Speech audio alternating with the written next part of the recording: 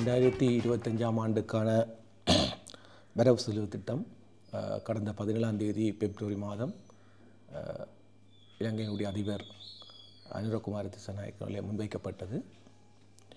இது முக்கியமாக அவருடைய என்பிபி கட்சியினுடைய முதலாவது வரவு செலவு திட்டம் என்ற வகையிலே பெருமளவு எதிர்பார்ப்பு கொண்ட ஒரு வரவு செலவு திட்டமாக இருந்தது. இந்த வரவு செலவு திட்டம் முன்வைக்கப்பட்ட சூழ்நிலையை பார்க்கின்ற போது, ஒன்று 2022ஆம் ஆண்டு ஏற்பட்ட பொருளாதார சிக்கல்களினாலே மக்கள் கடுமையாக பாதிக்கப்பட்ட சூழ்நிலையில் அந்த பொருளாதார சுமையில் இருந்து தங்களை விடுவிப்பதற்காக இந்த அரசாங்கத்தை கொண்டு வந்த அடிப்படையிலே மக்கள் இந்த சுமையினை இவர்கள் குறைப்பார்கள் என்ற எதிர்பார்ப்பு இருந்தது. ரெண்டாவது, இலங்கையில் உள்ள பல வெளிநாட்டு தூதரகங்கள் கூட இந்த அரசாங்கத்துடைய வரவு செலவு திட்டம் தொடர்பில் உன்னிப்பான கவனத்தை செலுத்தி இருந்தன. அதே நேரம் மக்களை திருப்திப்படுத்த வேண்டிய ஒரு கட்டாயம் என்பிபி கட்சிக்கு இருந்த சூழ்நிலையில் இந்த வரவு செலவு திட்டத்தினை கடந்த 17ஆம் தேதி இலங்கை அதிபர் அவர்கள் முன்வைத்தார். இந்த வரவு செலவு திட்டத்தை உற்று நோக்குகின்ற போது, கடந்த பல ஆண்டுகளாக முன்வைக்கப்பட்ட வரவு செலவு திட்டத்திலிருந்து முற்றிலும் விலகிய வகையில் இருந்ததாக இல்லை. கடந்த கால வரவு செலவு திட்டத்தில் பாதுகாட்டோடு சில மாற்றங்களோடு அதிபர் அவர்கள் இந்த பட்ஜெட்டினை, இந்த பாதுகாட்டினை முன்வைத்திருக்கின்றார். இந்த வகையில் 2025ஆம் ஆண்டுக்கான பாதுகாட்டு நிலைமைகளை நோக்குகின்ற போது எதிர்பார்க்கின்ற மொத்த செலவீனம் 7190 பில்லியன் ரூபாவாகவும் எதிர்பார்க்கப்படுகின்ற வருமானம் 4990 பில்லியனாகவும் மதிப்பிடப்பட்டிருக்கின்றது. இங்கு வரவு செலவு திட்ட பற்றாக்குறையாக 2200 பில்லியன் ரூபாக்கள் எதிர்பார்க்கப்படுகின்றன 2025ஆம் ஆண்டுக்கான நிலைமையில். ஆனால் நடைமுறை செலவாக 5586 பில்லியன் ரூபாவும், முதலீட்டு செலவுக்காக 13315 பில்லியன் ரூபாகவும், வட்டி கொடுப்பனவுக்காக 2950 பில்லியன் ரூபாவும் செலவீடு செய்யப்பட்டிருக்கிறது. இங்கே அவதானிக்க வேண்டிய விடயம் என்னவென்றால், இந்த மொத்த செலவீனத்திலே 7190 பில்லியன் ரூபாக்களிலே கிட்டத்தட்ட 82% நடைமுறை செலவுக்காகவும் 18% முதலீட்டு செலவுக்காகவும் செலவீடு செய்யப்பட்டிருக்கின்ற அந்த வேளையிலே மொத்த நடைமுறை செலவில் 50% வட்டி கொடுப்பனவுக்காக செலவீடு செய்யப்பட்டிருக்கின்றது. இது இந்த அரசாங்கத்தினால் உருவாக்கப்பட்டதில்லை. கடந்த பல தசாப்தங்களாக ஆண்டுகளாக பார்க்கின்ற போது இவ்வாறான ஒரு சூழ்நிலையத்தை நாங்கள் பார்க்கின்றோம். வட்டி கொடுப்பனவுக்கு நடைமுறை செலவில் 50% மேலாக செலவீடு செய்வதை காணலாம்.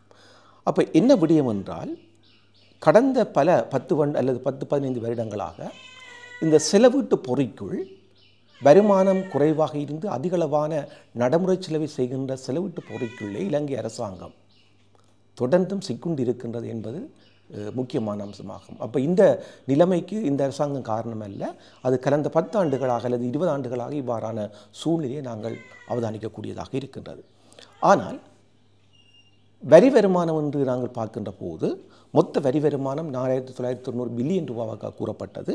ஆனால் இங்கே வரி வருமானத்தில் வருமான வரி பிரதான மூலமாக இருக்கின்றது. அது 1167 பில்லியன் ரூபாவாகவும், குட்ஸ் அண்ட் சர்வீஸ் டேக்ஸாக 2772 பில்லியன் ரூபாவும் இருக்கிறது. இதில் என்ன விடயம் என்றால், இந்த அரசாங்கம், என்பிபி அரசாங்கம் பெருமளவுக்கு உங்களுக்கு தெரியும், இலங்கையை பொறுத்தவரையிலே, இலங்கை போன்ற குறைவிற்கு நாடுகளை பொறுத்தவரையில் போதிய அளவான வருமான மக்கள் கொண்டிருக்காத காரணத்தினாலே வருமான வரி மூலம் பெருமளவு பணத்தை திரட்டுவது மிக கடினமானதாக இருக்கின்றது. ஆகவே பெருமளவுக்கு சாதாரண மக்கள் கொள்வன செய்கின்ற பொருட்கள் சேவைகள் மீது தான் அதிக வரி விதித்து அரசாங்கம் வரி வருமானத்தை உழைக்க வேண்டிய தேவை இருக்கிறது. கடந்த ஆண்டுகளாக அவ்வாறு நடக்கிறது. இந்த ஆண்டும் அதே மாதிரி இந்த பொருட்கள் சேவைகள் மீது தான் அதிக அளவு வரியை விதித்து வரி வருமானத்தை திரட்ட வேண்டிய சூழ்நிலை இருக்கின்றது. இந்த வகையிலே அனுரகுமார திசாநாயக்கா குறிப்பிட்டது போல வாகன இறக்குமதி தளர்த்தப்பட்டதன் காரணமாக பெருமளவான வரி வருமானத்தை வாகன இறக்குமதி மூலம் எதிர்பார்க்கப்படுகிறது. ஆனால் அது ஒரு சிக்கலான சூழ்நிலையாக இருக்கிறது. ஏனென்றால் இப்பொழுது இருக்கின்ற வாகன வரி, புதிய வரி, இருக்கின்ற வரிகள் அதிகரிக்கப்பட்ட காரணமாக வாகனங்களுடைய விலைகள் அதீத விலையிலே இறக்குமதி செய்ய வேண்டிய தேவை இருக்கின்றது. ஆகவே இந்த வகையான அதிக விலை கொடுத்து அதிக வரி சுமையை தாங்கிக் கொள்கின்ற அளவுக்கு பொருட்களை இந்த வாகனங்களை இறக்குமதி செய்யக்கூடிய ஆற்றலை இலங்கை மக்கள் கொண்டிருக்கவில்லை. மிக சிறிய பகுதியில் மாத்திரம்தான் இவ்வாறான வாகனங்கள் இறக்குமதி செய்யக்கூடிய சூழ்நிலை இருப்பதனாலே வாகன இறக்குமதி மூலம் பெருமளவு வரி வருமானத்தை திரட்டலாம் என்பது ஒரு வினாவுக்குரிய விடயமாகவே புரிகிறது. ஆனால் ஆகவே நான் நினைக்கின்றேன் இந்த வருஷ நடுப்பகுதியில் இந்த வருஷ இறுதிப் பகுதியில் இந்த வாகனங்கள் மீதான வரியில் ஒரு மாற்றங்களை சீர்திருத்தங்களை செய்ய வேண்டிய தேவை இந்த அரசாங்கத்துக்கு ஏற்படும் என்று தான் நம்புகின்றேன். என்றால் இந்த வகையான வரி அமைப்பை கொண்டு உயர்ந்த வரியில் அதிகளவு வருமானத்தை பெற்றுக்கொள்வது என்பது மிக கடினமான ஒரு காரியமாக இருக்கும் என்பதுதான் என்னுடைய விடயமாக இருக்கிறது. இங்கே இன்னொரு விடயம் நான் சொல்ல வேண்டிய விடயம் என்னவென்றால், இங்கு இப்பொழுது உலக பொருளாதார சூழலும் சற்று மாறுபட்டு வருவதை காணலாம். குறிப்பாக அமெரிக்காவினுடைய ஜனாதிபதியாக டொனால்ட் ட்ரம்ப் பதவியேற்ற பின்னர் உலக பொருளாதார வர்த்தக சூழலும் மிக வேறுபட்ட வகையிலே போவதற்கான சாத்தியங்கள் இருக்கின்ற ஒரு சூழ்நிலையும், உள்நாட்டிலே பொருட்களுக்கான வரி மூலம் அதிகளவு அரசாங்கம் பெருமளவு வருமானத்தை எதிர்பார்க்கின்ற ஒரு சூழ்நிலையிலே பொருட்கள் சேவைகளுக்கான விலை இந்த வருட பகுதியில், குறிப்பாக ஏப்ரலுக்கு பின்னான கால பகுதியில் பொருட்கள் சேவைகளுக்கான விலை அதிகரித்து பணவீக்கம் உயர்வதற்கான சாத்தியங்கள் அதிகம் இருக்கின்றன. இதனை மத்திய வங்கி ஆளுநர் நந்தலால் வீரசிங்க கூட உறுதிப்படுத்தி இருக்கிறார். ஆகவே வருகின்ற காலப்பகுதியில் பணவீக்கம் அல்லது விலைமட்டம் உயர்வு உயர்ந்து செல்வதற்கான சாத்தியங்கள் இருக்கின்றது. ஆகவே ஒரு முக்கியமான ஒரு விடயமாகவும் இதை நான் குறிப்பிட முடியும். எதுவாக இருந்தாலும் இந்த பட்ஜெட் என்பது அதிகூடிய வளர்ச்சியை உந்தக்கூடிய ஒரு பட்ஜெட்டாக இருக்கப் போவதில்லை. ஆனால் மக்களுக்கு சிறிய நிவாரணங்களை தருகின்ற ஒரு பட்ஜெட்டாக இருக்கிறது என்பதில் மாற்று கருத்து இல்லை. ஆனால் ஒரு வளர்ச்சியை பெரும் வளர்ச்சியை உந்தக்கூடிய ஒரு பட்ஜெட்டாக இருக்கப் போவதில்லை என்பதும் ஒரு முக்கியமான விடயமாக இருக்கின்றது. இந்த நான் ஏற்கனவே சொன்ன மாதிரிக்கு பொதுமக்களுக்கு நிவாரணங்களை தரக்கூடிய சில திட்டங்கள் முன்வைக்கப்பட்டன்னு சொல்லியிருக்கிறேன். அந்த வகையில் பெருமளவுக்கு இது பார்த்தீங்கன்னு சொன்னால் பல்வேறுபட்ட இந்த சமூக பணியை அல்லது சமூக நலனை உயர்த்தக்கூடிய திட்டங்கள் இவர்கள் முன்வைத்திருப்பதை நாங்கள் வழங்கக்கூடியதாக இருக்கின்றது. குறிப்பாக கர்ப்பிணி தாய்மார்களுக்கான கொடுப்பனவாக 7500 பில்லியன் ரூபாய்கள் ஒதுக்கப்பட்டிருக்கின்றன. அதே மாதிரி த்ரீபோசாவுக்காக 5000 மில்லியன் ஒதுக்கப்பட்டிருக்கின்றது. பெண்களை வலுவூட்டுவதற்காக 120 மில்லியன் ஒதுக்கப்பட்டிருக்கின்றது. பொதுவாக பார்த்தோம் என்றால் பெண்கள் வலுவூட்டலில் அல்லது பெண்களுக்கான அதிகளவான திட்டங்களை இந்த அரசாங்கம் அறிமுகப்படுத்தியிருக்கிறது. இது நான் நினைக்கின்றேன் என்றால் இந்த அரசாங்கத்தை கொண்டு வந்தது தொடர்பில் பெண்களுக்குரிய முக்கிய பங்கு இருந்ததையும் அது அவதானிக்கலாம். அந்த வகையில் பெண்கள் தொடர்பான நலனோம்பு திட்டங்களுக்கு அதிக அளவுக்கு நிதியை நாங்கள் ஒதுக்கீடு செய்யப்பட்டதை காணலாம். அது மாத்திரமல்ல, குறிப்பாக பல்கலைக்கழக மாணவர்களுக்கான உதவித்தொகை மகாபோல அல்லது பேசரி என்று சொல்லக்கூடிய உதவித்தொகை 5000 7,500 ரூபாகவும் 4000 6,500 ரூபா உயர்த்தப்பட்டிருக்கின்றது. இது உண்மையின்படி பல்கலைக்கழக மாணவர்களுக்கு ஒரு வரப்பிரசாதமாக இருக்கும் என்று நம்பி இருக்கின்றார்கள். அதுக்கு பின்னால் ஒரு சில அரசியல் இருக்கலாம். ஆனால் நேரடியாக அது பல்கலைக்கழக மாணவர்களுக்கு மிகவும் பயனுள்ளதாக அல்லது அவருடைய கல்விக்கு ஒரு உதவியாக இருக்கும் என்று நான் நம்புகின்றேன். அது மாத்திரமல்ல, இந்த கல்வி தொடர்பில் நாங்கள் பார்க்கின்ற போது 5ஆம் வகுப்பு புலமை பரிசிலுக்கான கொடுப்பனவுகள், அதே நேரம் பாடசாலை தொடர்பான சீர்திருத்தங்கள், பாடசாலை உட்கட்டமைப்பு விருத்தி கொண்ட பல்வேறுபட்ட திட்டங்களை இவர்கள் செய்திருப்பதை நாங்கள் அவதானிக்கக்கூடியதாக இருக்கின்றோம். அதே மாதிரி சுகாதார சேவையை பார்க்கின்ற போது பல திட்டங்களை செய்திருக்கின்றார்கள். ஆனால் என்ன விடயம் என்றால், இந்த கொண்டு வரப்பட்ட திட்டங்கள் அல்லது கொண்டு வரப்பட்ட முன்மொழிவுகளை பார்க்கின்ற போது ஒரு விடயம் எங்களுக்கு புலனாக என்றால், இலங்கையினுடைய இந்த வரவு செலவு திட்டத்தின்படி 2200 பில்லியன் 2200 பில்லியன் இலங்கை ரூபாய்கள் பற்றாக்குறையாக இருக்கின்றது. அப்போ இவ்வாறான ஒரு பற்றாக்குறையாக இருக்கிற போது இவ்வாறு திட்டங்களுக்கான நிதியை எவ்வாறு பெற்றுக்கொள்வது என்பது ஒரு சிக்கலான விடயமாக இருக்கிறது. இந்த திட்டங்களுக்கான நிதி முழுமையாக இலங்கை அரசாங்கத்தினால் இந்த வருடம் திரட்ட முடியுமா என்பதும் ஒரு வினாவுக்குரிய விடயமாக இருக்கின்றது. ஏற்கனவே இலங்கை பொருளாதாரம் ஒரு சிக்கலான நிலையிலே நகர்ந்து கொண்டிருக்கின்ற நிலையில் இந்த நிதிகள் இந்த திட்டங்களுக்கான நிதியை போதிய பெற்றுக்கொள்ள முடியுமா அல்லது விடுவிக்க முடியுமா என்பதும் ஒரு முக்கியமான சிக்கலாக இருக்கின்றது. ஆனாலும் இந்த அரசாங்கத்தை பொறுத்தவரையிலே ரெண்டு நிதி, ஒன்று வெளிநாட்டு நிதியில் தங்கியிருக்க வேண்டிய தேவை இருக்கின்றது அல்லது உள்நாட்டு நிதியில் தங்கியிருக்க வேண்டிய தேவை இருக்கின்றது. உள்நாட்டு நிதியை பொறுத்தவரையில் வங்கியிலும் வங்கி எல்லா துறைகளிலும் பெற வேண்டிய தேவை இருக்கின்றது. ஆனால் அந்த அளவுக்கு உள்நாட்டிலே கடன் பெறக்கூடிய கடன் பெற்றால் தொடர்ந்தும் கடன் பெற்றால் நான் ஏற்கனவே சொன்ன மாதிரிக்கு இலங்கை அரசாங்கம் தொடர்ந்தும் பெருமளவு வட்டி கொடுப்பனவாக நடைமுறை செலவு செய்ய வேண்டிய தேவை இருக்கின்ற போது இந்த கடன் இந்த வட்டி கடன் பொறிக்குள் இருந்து மீளவது என்பது தொடர்ந்தும் சிக்கலாக இருக்கும். ஆனாலும் கூட நான் ஏற்கனவே குறிப்பிட்டது போல இந்த பெருமளவான இந்த திட்டங்கள் கல்வி தொடர்பான திட்டங்கள், சுகாதாரம் தொடர்பான திட்டங்கள், எல்லா திட்டங்களுக்கும் ஒதுக்கப்பட்ட நிதி முழுமையாக விடுபடுமா அல்லது முழுமையாக கொடுக்கக்கூடிய அளவுக்கு இலங்கை அரசாங்கத்தால் நிதியை திரட்ட முடியுமா என்பதும் ஒரு வினாவுக்குரிய விடயமாக இருக்கின்றது. அதை நாங்கள் பொறுத்திருந்து தான் பார்க்க வேண்டும். அதே நேரம் இன்று பேசுபொருளாக இருக்கின்ற யாழ்ப்பாணம் அல்லது வடமாகாணத்துக்கான நிதி விடுவிப்பு தொடர்பில் நிதி ஒதுக்கீடு தொடர்பில் நாங்கள் பார்க்கின்ற போது ஏறத்தாழ உள்கட்டமைப்பு யாழ்ப்பாணத்தினுடைய வடமாகாணத்தின் யாழ்ப்பாணத்து உட்கட்டமைப்புக்கு 5000 மில்லியன் ரூபாவாகவும் வட்டுவாகல் பாலத்துக்காக 1000 மில்லியன் ரூபாவாகவும் அதை விட லைப்ரரியை விருத்தி செய்வதற்கு 100 மில்லியன் ரூபா விடுவிக்கப்பட்டிருக்கின்ற மொத்தமாக பார்க்கின்ற அதை விட இன்னும் ஒரு முக்கியமான விஷயம் பரந்தென்ற சாயின தொழிற்சாலை, மாங்குளம் பூங்கா அமைப்பு, கைத்தொழில் பூங்கா அமைப்பு என்று பல திட்டங்கள் வடமாகாணத்துக்கு செய்யப்பட்டிருக்கின்றது. அப்போ இது ஒரு வரவேற்கக்கூடிய விடயம். அதுக்கு பின்னால் ஒரு அரசியல் இருக்கின்ற போதும் கூட இந்த வகையான செலவுகள் முதலில் அதிகளவு செய்யப்பட்டது என்பது உண்மைதான். ஆனால் ஏற்கனவே சொன்ன மாதிரி இந்த திட்டங்கள் அறிமுகப்படுத்தப்பட்டாலும் அல்லது முன்மொழியப்பட்டாலும் இந்த திட்டத்துக்குரிய காசுகள் அல்லது நிதிகள் சரியான முறையிலே விடுவிக்கப்படுவது தான் முக்கியமானது. இங்கே திட்டங்கள் அல்லது முன்மொழிவுகள் முக்கியமல்ல, அந்த திட்டங்கள் முன்மொழிவுக்கான அந்த பணத்தினை அந்த ஒரு காலக்கிரமத்திலே விடுவிக்கக்கூடிய அந்த ஆற்றலை அரசாங்கம் செய்தால் இது ஒரு வரவேற்கக்கூடிய ஒரு திட்டமாக இருக்கிறதை நாங்கள் இங்கே குறிப்பிட முடியும்.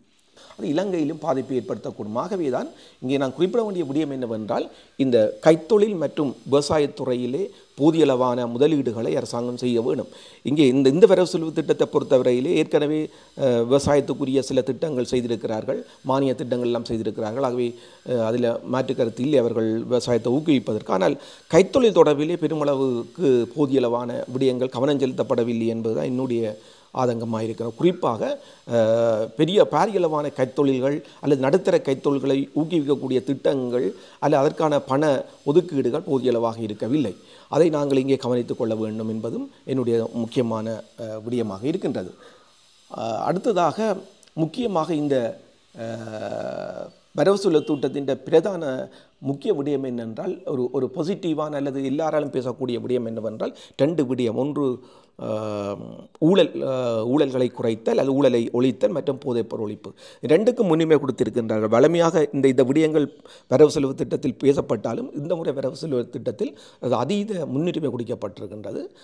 அது இந்த ஆட்சி வருவதற்கு இந்த 2 வகையான விடயங்கள் முக்கியமாக இருப்பதனாலே நான் நினைக்கின்றேன் இதுக்கான இந்த 2 விடயங்கள், அதாவது ஊழல் ஒழிப்பு மற்றும் போதைகளை இல்லாமல் பண்ணுகின்ற 2 திட்டங்களும் இந்த அரசாங்கத்துக்கு ஒரு சாதகமான தன்மையினை மக்கள் மத்தியில் ஏற்படுத்தும் என்பதும் முக்கியமான விடயமாக இருக்கின்றது.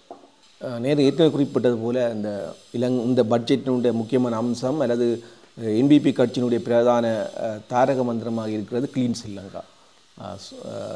ஸ்ரீலங்கா திட்டம். அதுவும் இந்த வரவு செலவு திட்டத்தை முன்னுரிமை கொடுக்கப்பட்டிருக்கின்றது.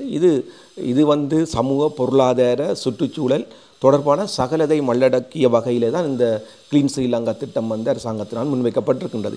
இதற்காக பெருமளவு நிதி இந்த முறை ஒதுக்கப்பட்டிருக்கின்றது.